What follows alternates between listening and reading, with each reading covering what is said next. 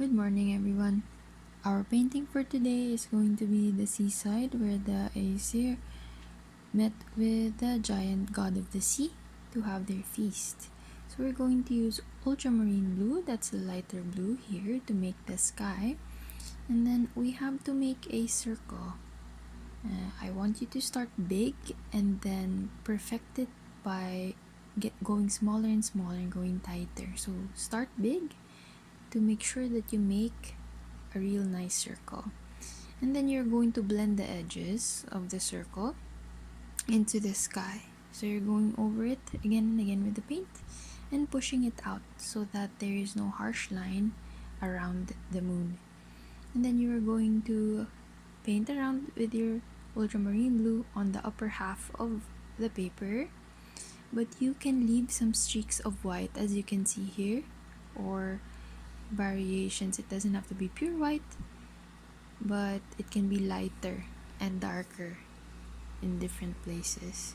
It doesn't have to be very evenly distributed because it is the sky.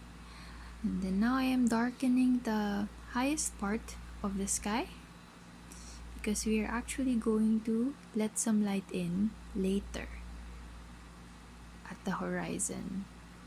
I am now using just water to blend the paint down until there's just a little blue there in the middle.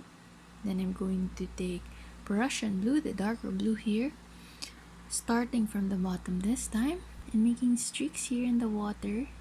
And then I am leaving some space here under the moon, and I am not going all the way to the sky. Okay, I'm leaving a white space there, a white band, and a white reflection here of the moon.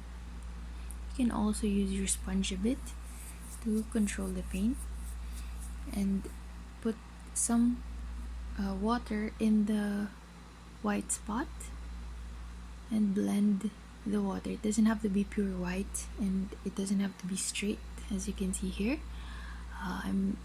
Water moves around and reflects light, so it doesn't have to be very regular. Now I'm using my brush a bit sideways sometimes to make thinner lines over here, and I'm blending and blending. Just take your time here. Remember that this is sped up, so this is actually very slow when I do this because I always stare at my paper.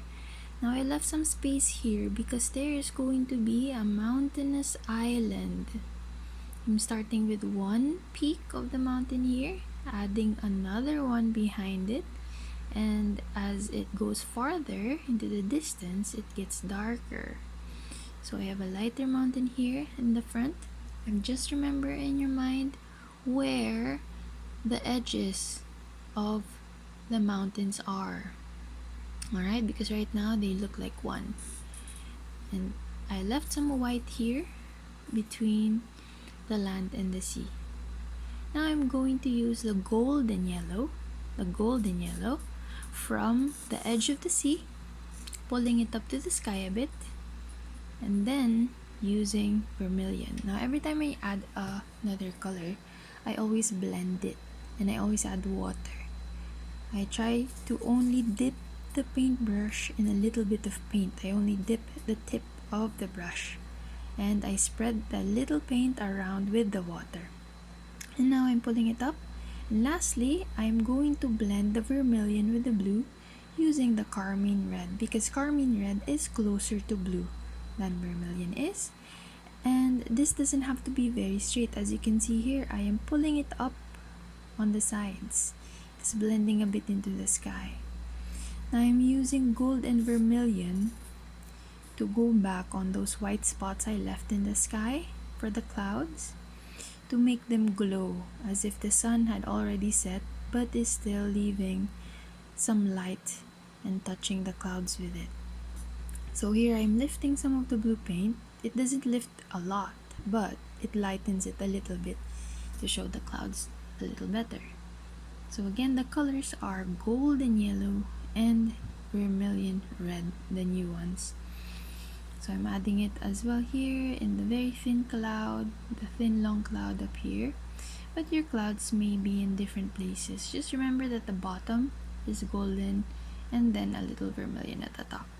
Now this is a different yellow, the old yellow, lemon yellow. I am blending it with the Prussian blue of the mountains to make a nice forest green. And I'm still remembering where the edge of the mountain at the front is so that there's some variation. So now that I'm putting the shadow with carmine red, I know where to put it on the back here without covering the one in the front. So I'm blending it a bit, and then I'm going to take my gold and adding some sand between the mountain and the sea. And here I'm just letting the brush drag it around. It doesn't have to be full with paint all the time. And then I'm adding one more blue mountain at the back in the distance. So it's in the distance, so it's a little lower, as you can see. I added more yellow in it and blue again to make it dark. The farther the mountain is, the darker I make it. And now I'm adding a shadow, still with Prussian blue, still the same kind of blue.